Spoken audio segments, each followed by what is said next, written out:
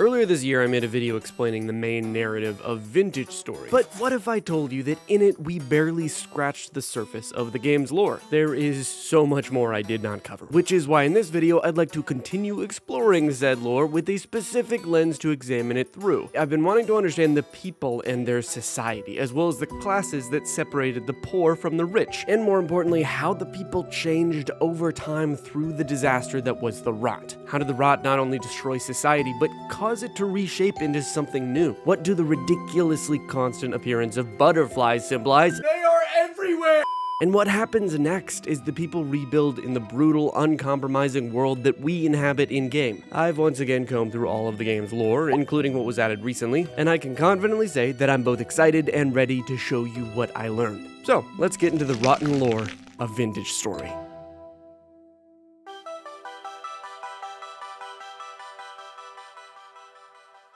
The olden days of Vintage Story, its pre-rot society, actually framed it as a pretty normal, more or less historically accurate version of our own real-world understanding of the 13th and 14th centuries. But for the game's lore, we focus on a cluster of great kingdoms, along with many fiefdoms nested inside them. These fiefdoms were small villages, each run by a lord, usually of noble blood. You see, this era relied on the idea of the divine right of the king. Anyone of noble blood was next to godliness, and were therefore given riches, power, and safety. The people of the higher classes lived mostly in cities. They were educated, clean, and they had jobs that were more luxurious. These included people like the nobles, aristocrats, messengers, and so on. Those of non-noble blood were thought of as less than the nobles. They made up the majority of the population and had to do the less favorable work, working fields, shepherding, mining as commoners. They were essentially enslaved by the lords of their respective fiefdoms, having to bend to every will and whim put onto them. This was the world that Jonas Falks and Tobias Holds grew up in. Tobias had grown up in the fiefdom run by Jonas's father, Ingmar. Jonas was not, however, from noble blood, though his father was a lord. Lord Ingmar Falks earned his title and fiefdom after proving his strength and bloodlust by conquering cities and villages for the emperor. He was granted lordship to the dismay of many of the upper-class folk who didn't think he was of their intelligence nor quality bloodline. One such example of these upper-class, high and mighty people was Dmetri Arvo. The following is an excerpt from Dmetri's notes, part 2.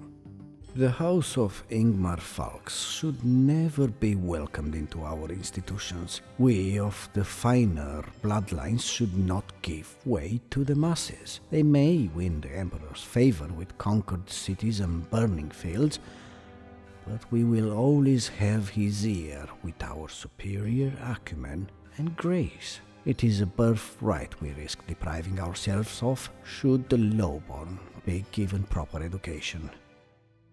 Basically, Dmetri thought that he was better than the lower classes, reflecting how many nobles felt during this time. The tension between the upper and lower classes of the regions was palpable. Prior to the rot, there was a rebellious group rising up against the nobles, the Sparrow and her flock. In the story The Spy and the Sparrow, we follow Emric, a servant to an unnamed lord who infiltrates the rebellious group to gather intel and destroy the flock from the inside. Emric slowly grows in popularity amongst the group, telling the lord where the flock is scavenging resources from and requesting the lord allow him to access areas to impress the group. As he ascends in the group, he discovers the leader is called the Sparrow, and he tries to gain enough popularity to speak to her. Emric is a fool, believing himself smarter than the uneducated bunch and thinking he can outmaneuver the Sparrow and the flock. But the Sparrow is not an idiot, and she discovers Emric is a spy after they meet, executing him shortly after. She then leaves a letter for the Lord to find.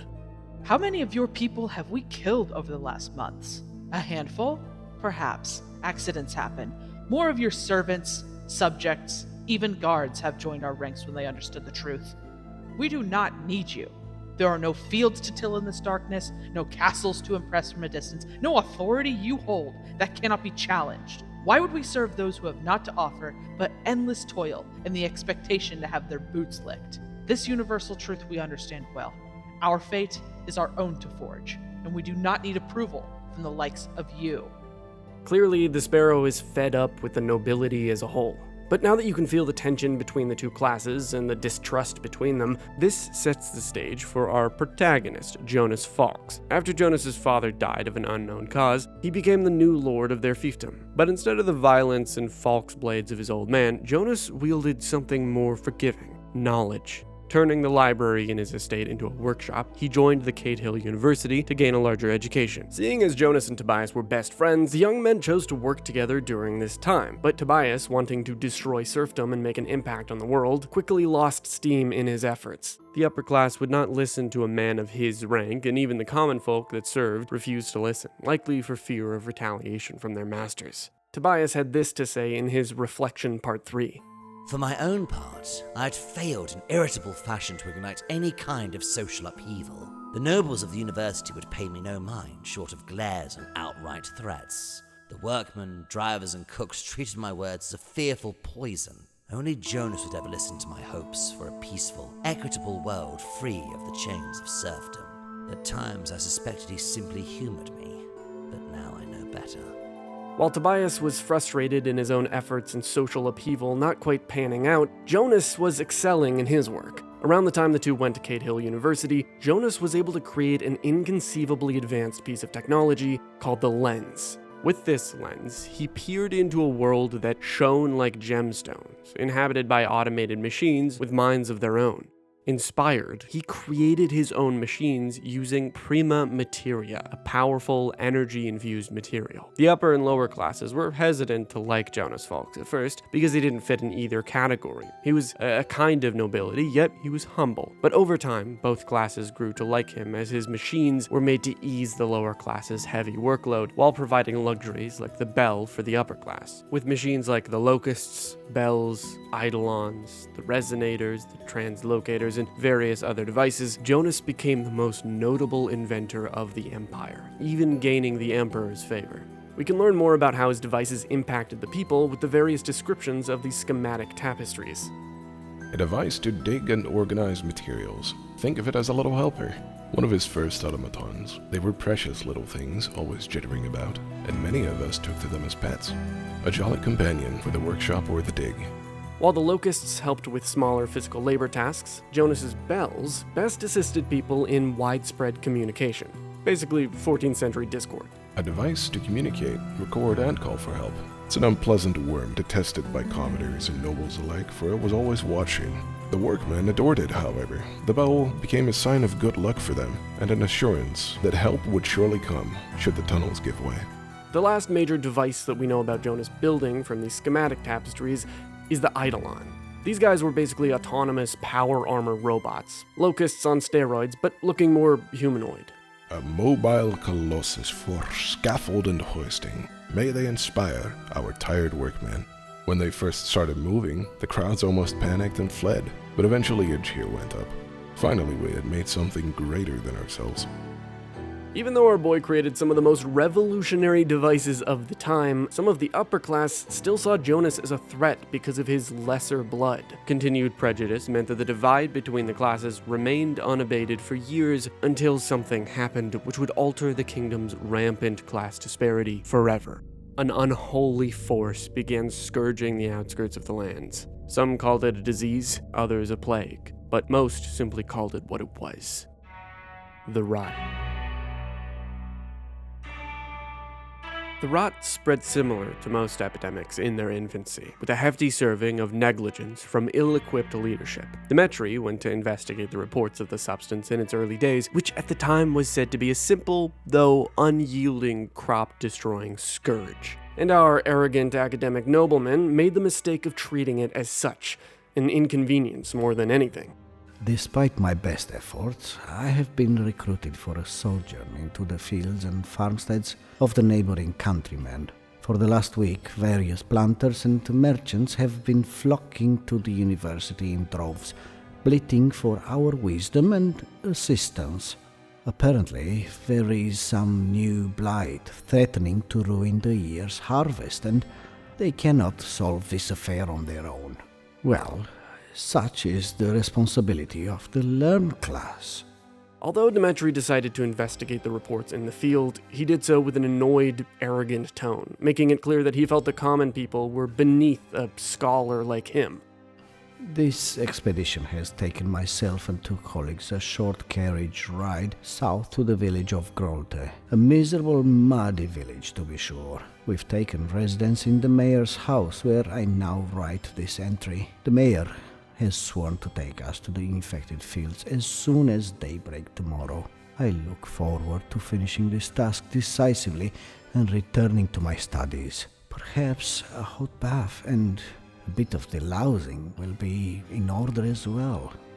It did not take long for Dmetri to be shown the harsh reality of the rot after he started to study it. And needless to say, the rot, being basically impossible to destroy, was what eventually brought Dmetri to a breaking point for his mind. The man realizing that the rot could very well wipe out humanity itself. Though the cause of the rot is not explicitly mentioned, Jonas Falks seems to be the proprietor of the chaos. Tobias tells us of how his face went pale upon hearing about the disease, shaking before he quickly vanished into his library, coming out only for food and water. Scholars of all kinds across the lands began seeing the rot and studying for a cure, finding none. A meeting of the minds was called by the emperor, the Diet of Kings, where kings and scholars from across the empire met to find some sort of solution for the growing rot. Jonas attended the meeting and told them that the rot was a certain death, but he offered them a solution, a theoretical transportation to a world free of the rot using his great machine. Having already created the translocators, Jonas believed it was possible for him to tear a rift between his world and the world that shone like gemstones. And to do it, they just needed to build this great machine. This does, however, force the kings and scholars to abandon the endless work and slaughter of their forefathers, along with their hordes of wealth and banners. It isn't clear who proposed it, but for our sake, we'll say one of the kings in the Diet of Kings demanded an oath be taken. Each king would have to swear to send their people into the depths and follow through with Jonas's plan when the rot became too much to survive on the surface. But see, not all kings took the oath. According to the gold coronet item description, some kings were rotten to their core. Vestments of the old royalty refused the oath and clung to their lands. Hail to the lords of rubble. When the rot became too much for society to bear, messengers were sent across the kingdoms, giving people a simple warning. It's time. Into the depths the people went, forced and fleeing from the plague. The lower classes were made to evacuate their homes, some making their own shelters in the confines of the caves to escape the growing grasp of the rot. The Admirer of the Miller is one of the lore books which recounts a tragic separation amidst the chaos of evacuations, where two people, crushing on each other, the cow farmer and the miller, are, by the end of the story, sent to different shelters only to never see each other again. Their potential love is torn apart by the rot. Admirer of the Miller, Part 10, makes that real clear. That sunny spring day was the last time I ever saw the miller. Only a week after we had met in the mill, the gathering and evacuation of villagers and townsfolk started. I so dearly hoped that the miller is safe in a shelter like I am, so that we might have a chance of finding each other again when all of this is over. While the common folk were simply trying to survive in the face of the approaching nightmare, some of the higher class were mentally disturbed enough to simply not care.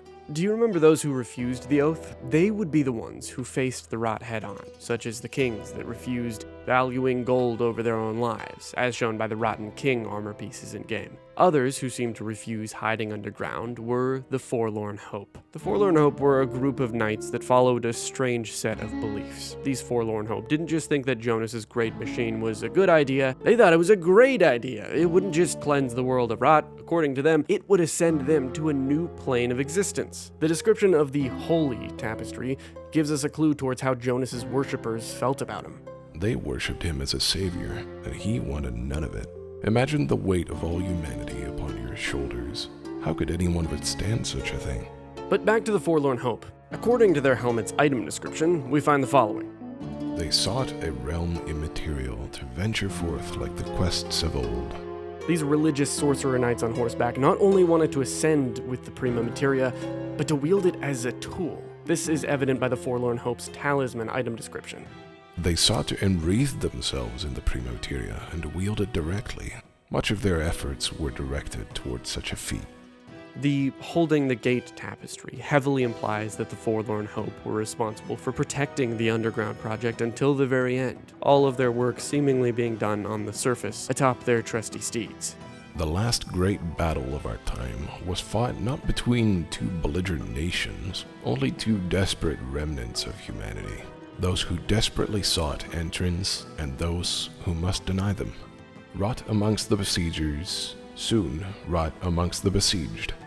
The knights rode out one last time and were dragged off their saddles.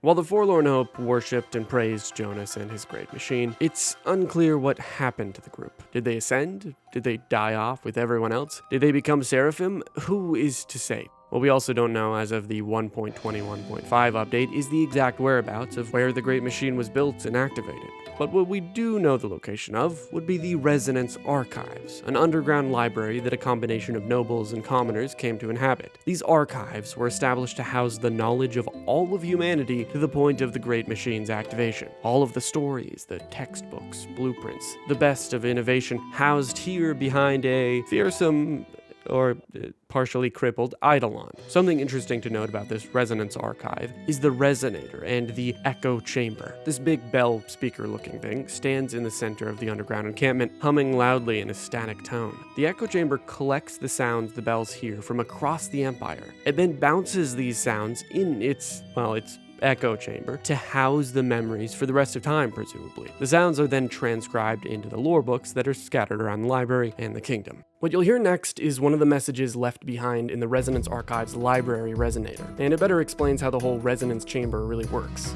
Oh, that's right. You're new here. Well, it's not as complicated as it seems.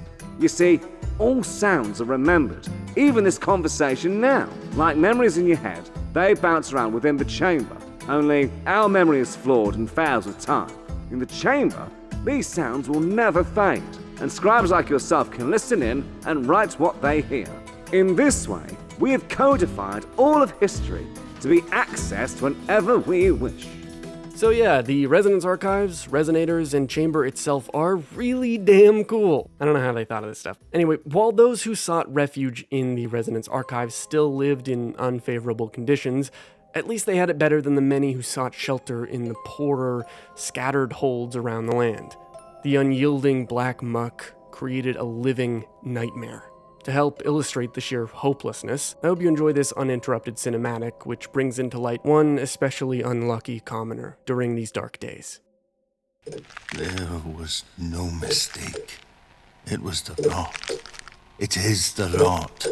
And in a matter of days, I will turn into rot. I told nobody. I simply left the shelter and walked out. The sun was rising. It had been a few heavy months since I last saw the morning, but with the first rays of sunlight bleeding onto the earth, the gruesome sight of the land came into being. The horror I felt was beyond thought. What used to be a realm of withered plants and bare trees is sloughed into a putrid mass of horrid black sludge as far as the eyes can reach. The air was ripe with death. I can still taste it on my tongue. There were corpses in various stages of decay lying all over the ground. They made a nauseating sound, collapsing on the way to my footsteps. But the worst part of this nightmare was the total, unending silence. No trace of a breeze, no faint stirring of an insect. Rot itself was dead, and thick static was all that remained. Extinction in its purest form was glaring into my deepest senses. I could take no more. Step by step, I made my way back into the safety of the cave and collapsed onto the floor, sobbing, screaming, and ripping my skin away from my afflicted fingers. The vivid image of my body joining those tainted, rot-eating remains was crippling me before the plague could. I wish I had never left these walls. No human should see what I saw.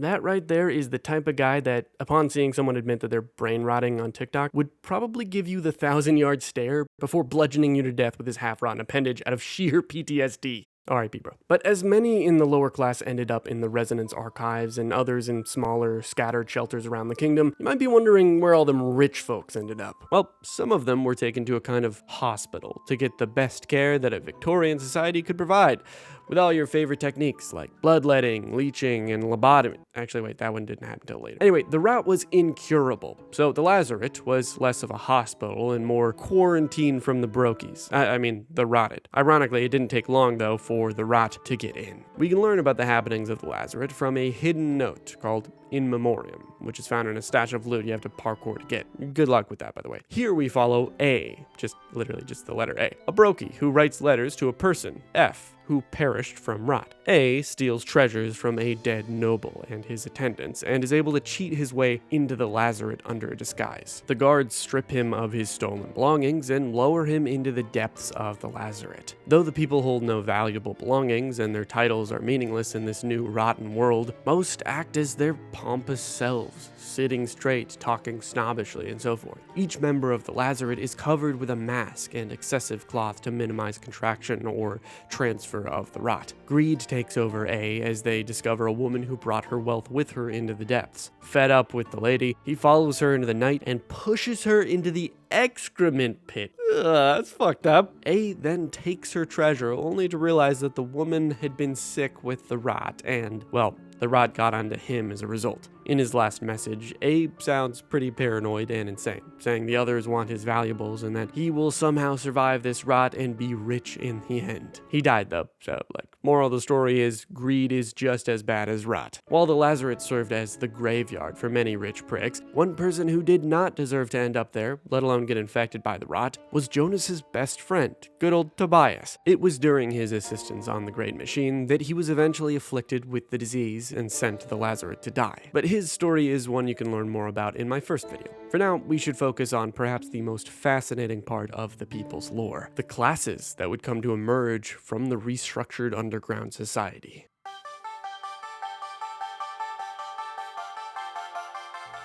If you enjoyed that segment of animation, the script of which being verbatim one-to-one with letter 7 from the game's lorebook, with a fan dubbing by Rob Sharp, well, thank you for enjoying it.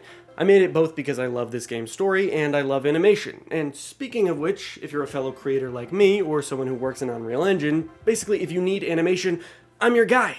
Check out my website with the link in the description or pinned comment, and I'm sure we can work something out based on your needs. You got an upcoming video that you want a banging intro for, something animated that steps your stuff up to the next level, or maybe you got a sponsorship deal and you don't want to have to deal with the headache of making an engaging segment for viewers.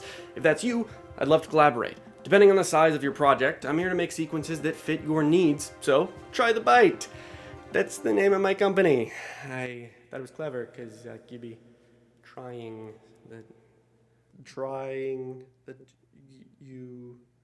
Anyway, the link is in the description. But now let's get back to the video with Chapter 3.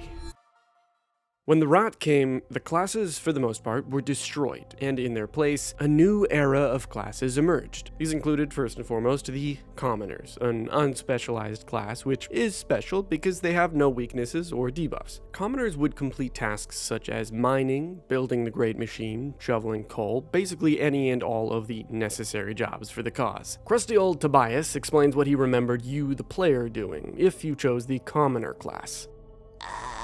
Forgive me, but I can't recall what it was you did before the rot came. It never seemed important to you.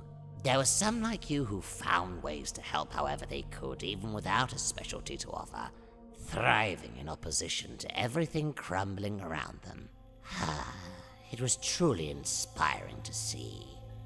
While the Commoners were pretty basic, on the other side of the spectrum, you had the Clockmakers. While these masters of clocks were originally from the cities, they did not hold nearly as much power as they did when they were sent underground. Here, they helped lead the cause for the Great Machine. Clockmakers became extremely important in this new age, their knowledge of mechanics helping them to replicate Jonas's blueprints, creating machinery to help the miners, lanterns, and not clocks, because who needs a clock when you're underground? But actually, why the hell are there clockmakers and no fucking clocks in the game? What the f? Anyway, here's what Tobias says about them. You were a clockmaker originally, I believe. With the rising age of invention, your precision skills became highly sought after. Jonas himself recruited many of you for the machine project. We even worked together on a few tasks, I think. But then, there was always so much to do. I'm afraid I was unable to see our project to its completion, but I'm certain you were there at the end, invaluable as ever. Despite my quarrels with the clockmakers, we can't discount their work on the Great Machine. But one class which could easily go overlooked was the tailor. These were people who were bound to sew and patch clothing for the young, the old, the rich, and the poor. Fingers and hands trained with the indefinite amount of labor ahead of them. You were one of the artisans, a tailor, if I recall correctly. Perhaps it sounds superfluous looking back on it, but craftsmen of all kinds were essential in those times. For functional purposes, of course, but also to retain what little humanity we held on to. A song in the deeps, a flash of color in the dark. These things kept us alive as much as the food in our stores. While tailors were about as harmless as their sewing needles, those designated as hunters were equipped for killing. Sent to the surface to harvest and kill any and all animals they could, the hunters were meant to kill animals for food, but also to try and minimize the spread of rot. Putting them out of their misery was a way to save the animals from a slow and painful demise. You were one of the hunters. In a world shifting to stone and science, you clung to the old ways. I can't imagine the pain of it. Before we went under, you and yours hunted the life out of the world. Beloved prey, beloved predators, killed or caged for the foodstuffs below. But perhaps it was a kinder farewell than leaving them to the rot, eh? You were never at peace in the underground, but we would never have survived without your aid. Hunters were equipped well for ranged attacks, but there was a different class entirely which was especially good at cramped, close-quarters combat, evidenced by their short blades. The Blackguards became the police of the underground, but these were the kind of police that couldn't be bribed with money or titles. They were a merciless group that would destroy anyone and anything afflicted with rot. Unfeeling soldiers who would kill and die to maintain society and the work for the Great Machine, the Blackguard force were nearly impenetrable. The many item descriptions of their armored pieces give us a peek into the sheer terror felt by their presence. Fastened with extra vital point protections, this served to rebuff the ire of the common folk and nobility alike. Many muffled footsteps rushing through the tunnels, the only warning before a raid. While the common folk were too terrified by the Blackguard to hold too much respect for them, Tobias was quite a fan. You were a soldier, one of the best and the worst. A blackguard that fought against humanity for the sake of humanity. You and your companions did what was necessary to keep order in the underground and were hated for it. But there were some who respected you for it, myself and Jonas included. We would have failed and perished long ago without your help. In addition to policing the everyday folk, the Blackguard also needed to keep an eye on easily the most stealthy class in the game, the Malefactors. These people were criminals who were forced to go to the surface to find items, resources, and supplies to regain entry back into the safety of the underground. Bearing these ominous masks, the Malefactor valued their sneaky abilities as they were cowardly in the face of danger, leaving them desperate to find something to gain re-entry into underground society, a requirement for so-called scum like them. But Tobias believed they deserved more empathy. To be frank, you were a criminal. You never told me of your crime, but in those days, we couldn't afford to be just. Your kind was condemned to the surface and only allowed to return if you scavenged something of value. A terrible fate, and terribly cruel. But your resourcefulness was undeniable, and we would all come to be scavengers by the end. For what was done to you, I am sorry, and truly glad to see you have survived to find freedom again.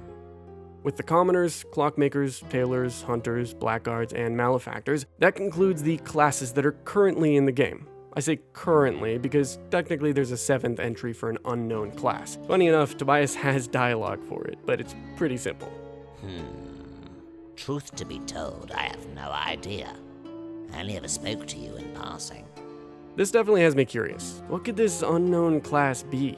A forlorn hope? A merchant? Some secret third thing? A butterfly? Wait a sec.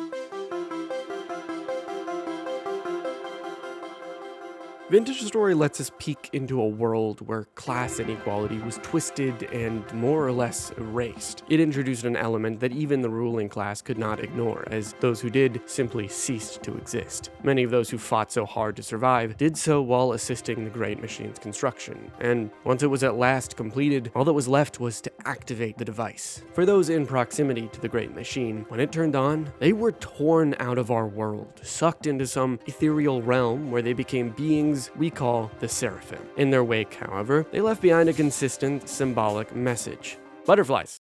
That's just it. Butterflies. This is single-handedly the one thing I am the most obsessed with and confused by when it comes to the lore, because, dude, they appear everywhere. 8 tapestries, I counted, clearly contain butterflies, most of which appear imbued with prima materia based on their coloration. And if you thought that was a lot, don't even get me started on the sheer quantity of actual butterflies in the game. Just look at these. So what does it mean? Well, there are 2 interpretations for this. Either A, the butterflies are merely a symbolic representation of the rebirth and ascension that the Great Machine would bring, especially since they are visually seen usually in relation to the prima materia, the Great Machine, Jonas, and the Seraphim in the tapestries. Tyrone, the game's creator, said in an interview with Oscilloscape that one of his first ever Minecraft mods was one that added butterflies, being convinced by his wife to make it. When he began the creation of Vintage Story, he seemed to add his large amount of butterflies to the new game. What is perplexing to me is not only the sheer amount of these flying friends, but the amount of butterfly pins. Pins that aren't available in the Minecraft mod. These pins, 50 of them, are available and some can be found throughout the Resonance archives in the Commons, Nobles, and Guards area. This can't be a coincidence, people. I swear, these glorious creatures mean something.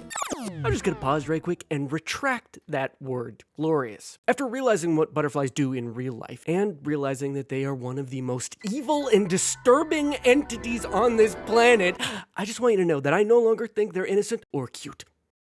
Okay, I'm done. So again, this could all just be symbolic and a tiny little detail that represents the rebirth of both Seraphim, who later respawn in the new world in-game, as well as Tyrone bringing his old Minecraft mod content into his entirely original game. Or, on the other hand, we have the option B, which says the prima materia butterflies are real and they're fucking everywhere around the Great Machine and they probably inhabited the prima materia world. And I mean, look at this drawing on the official website. Look at these people crawled out of the dirt and there's butterflies all over them. Or are those moths?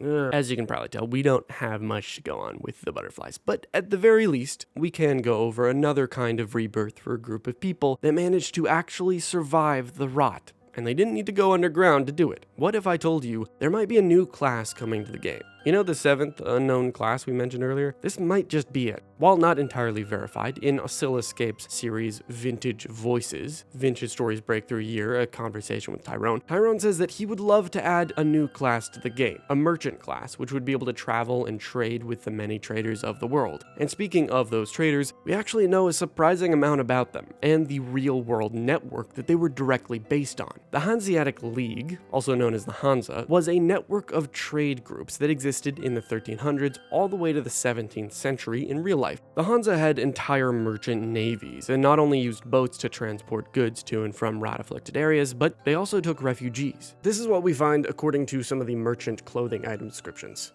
The Hanseatic League, with their merchant navies, offered their services to charter and transport the incredible amount of goods, materials, and refugees. It was a monumental effort of logistics, something only they could pull off. It seemed as if taking to the seas was an effective way to escape the rot, or at least delay the inevitable.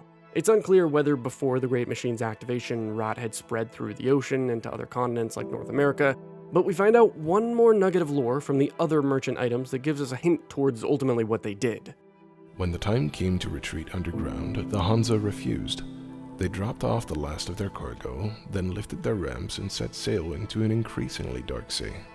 Be it butterfly, boats, or by barter, life finds a way to continue on in the face of extinction, which leads us into the next era of living.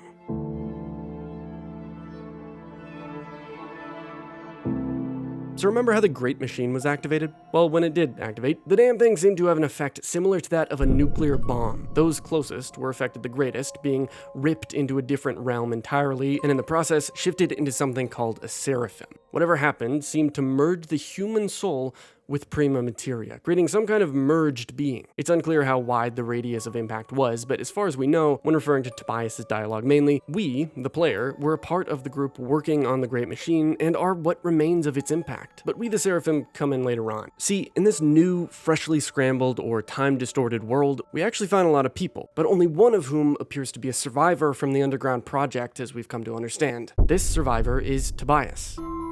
But how exactly did Tobias carry over? Well, for one, he was likely far enough away from the impact. When the Great Machine was activated, the rot was straight up deleted from the land and the people. When we find Tobias in-game, he's purged of rot and is old as shit, telling us he's lived for 5 centuries in fact. So whatever allowed him to not just up and become a Seraphim may have also made him immortal. But what about the other people in the world? Well, there were the traders, who seem to have had the right idea with just sailing out to sea to escape the rot. And lastly, we have the common people, who appear unlike those of Tobias's time. Whether we've gone back in time or in the future, it is really hard to discern, but needless to say, what you need to know is the common people of this new world, they're confused, and most of all, different. With his extended lifespan, Tobias helped found the town of Nadia, leading the clueless people of the land with his knowledge of technology. He's basically just discount Dr. Stone. And with the Nadians' assistance, Tobias had the help he needed to create his best shot at finding answers: a tower. With this newly constructed tower, and by scavenging and acquiring Jonas's lens, Tobias hoped to make essentially the Great Machine 2.0 and bring Jonas back to fix the problems caused by the OG Great Machine, as well as to help Tobias stop the eventual formation of rot, since he thought eventually it would come back. Tobias believed Jonas to be the only one knowledgeable enough to do so, and who doesn't love a little bromance? Well, unfortunately for the Nadians and Tobias, they hit the first tower, causing the devastation. When Tobias activated the tower, instead of ripping a hole to where Jonas could come back, he inadvertently messed up the membrane between the different realms or dimensions. This is where the Rust world comes in. See, up until now, ever since the Great Machine activated, a mysterious Rust world gained the ability to make rifts to the overworld, and in the early days of this new world, things were bad. Waves of unrelenting monsters poured through portals and terrorized people. But eventually, over time, things calmed down. Fast forward to Tobias and his tower incident. Due to his actions tearing a hole in the damn world, a ton of rust crap exploded out onto the terrain surrounding the tower, creating the devastation biome, which is the place it's found at in-game. But increasing the total population of the rust creatures in the world isn't the only thing that the tower's activation did. The devastation also tore a rift between Tobias's realm and the Seraphim realm, which is what brought us, the player, to this world at last. But when I think about this new world we inhabit, the one you play in during the actual game, it's hard for me to not wonder where the hell the regular-ass people are from. As you'll soon understand, they don't seem to fully grasp the technology of the 13th and 14th century we read about in the game's dense lore, from before the rot. These people are like lost puppies. Luckily, they do share one of humanity's best qualities, the unrelenting urge to tell stories. On the official Vintage Story website, we find a story, The Morning. This correlates to a tapestry we can find in-game and has several official illustrations for accompaniment. In The Morning, an older man tells a tale to a group, beginning by asking if the people around him believed that they were the first to feel the cold, the first to see the ghosts wandering through the night. He then goes on to explain that this has been happening since before his own grandfather's era. His story goes like this. In a world of darkness with no trees, birds, or music, a woman crawled. She was alone, starving and lost, and knew only of suffering. She kept living, though, for that was all she knew, until one day she dreamt of great storms, trembling earth, turning wheels, and she woke to a new world. This world had color, light, and life. She finally experienced joy, until the sun set, and she heard the sounds of abominable shades. She hid from them in the caves, delving deeper and deeper, until she found herself in the presence of a god. The first trade was then conducted. The god gave her a madness to keep struggling in the face of fear, and she swore allegiance to that fear. Returning to the surface, she fought the monsters, and for 12 years she continued this fight. In the daylight, she spent time enjoying all the world had to offer, and during the nights, she battled the shades. She got wise over those years, until one day, she climbed a mountain, proclaiming, "Yo, what's up, chat? I am Bearfirth. Hear my voice, and come join my stream. Thank you for the 20 gifted." Okay, she didn't really say that, but she did call out for others to join her and become mighty just like her. Other women and men appeared who had been hiding in the shadows, and now came the second trade. She offered her wisdom in exchange for their strength, and the people, desperate for guidance, obliged. Together, they built the first home that kept the ghosts from overcoming them when the sun left the sky. The people rejoiced, but Bearfirth realized that she would not struggle in the face of fear that night. She knew her life was at its end. The people were fearful of losing their great, wise, mighty leader, and they thought they might be lost without her. And that's when the third and final trade occurred. She asked them to survive this night. Stay watchful. Do not give up yet. Do this for me, and my strength will be yours. The people agreed and stayed vigilant in the night, building stronger walls, keeping watch, protecting Bearfirth, and believing her words. They learned the madness Bearfirth had, one which compelled her to fight in the face of hopelessness, to accomplish anything. Together, they made a grand village, spread to distant lands, and created more villages to help those in hiding, always remembering the long night and the sunrise that came after. It's hard to really interpret this tale beyond something pretty abstract, because when did it happen? How did it happen? Are these people real? Maybe, maybe not. Hopefully we learn more about this story in the future of the game's development. If there's one thing I want you to get out of this video, it's that the people of Vintage Story were changed over 3 distinct periods that are pretty well documented in the game's lore. Pre-rot society housed a plague of its own. The upper class leached off of the lower class, and tensions between the two were palpable, with secret rebellions born from the class disparity, as shown in The Spy and the Sparrow. As society was further torn apart, Jonas tried to bring the people back together again, with inventions like the locusts, bells, and translocators. But it didn't fix the system. Nor did the rot, even with its deadly consequences. The Lazaret hid the disguised ultra-rich only to be destroyed by their own greed. The lower class scattered across the world in shelters, hiding, hoping to live another day. The rot did allow for the specialization, or lack thereof, for commoners to occur. Classes emerged like the Hunters, the Blackguard, the Clockmakers, and even groups like the Forlorn Hope came into being, all fighting in the face of extinction. The classes worked together on Jonas's great machine for its awakening, their last hope of survival. The butterflies appeared in everything, everywhere, all at once. Why? Who fucking knows? And the renewal of life in this new world is free of rot, but riddled with rust. Humanity is now trying its best to regrow in the face of fear, in a world similar yet alien. And by the way, I know I didn't talk much about the rust in this video, but just as a tiny side note, the rust is not the rot. It's an entirely different thing, and I'd love to dedicate a whole video to it in the future. But whether you're a city folk tailor or a farm-living hunter, I hope you enjoyed this video and learned something you might not have known before. What did I miss? What did I get wrong? What theories do you have? Please let me know in the comments below. I love theorizing with you all, and I love this game. Subscribe for more lore content, and thanks for watching. Also, if I get one more comment about Charlemagne, I'm gonna go apeshit! Thank you all so much for watching the video. If you really enjoyed it, click the little like button. If you want to see more, click subscribe.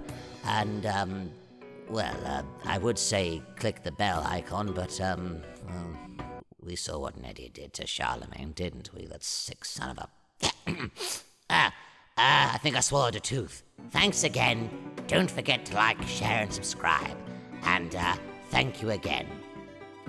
Also, don't forget to check out my OnlyFans.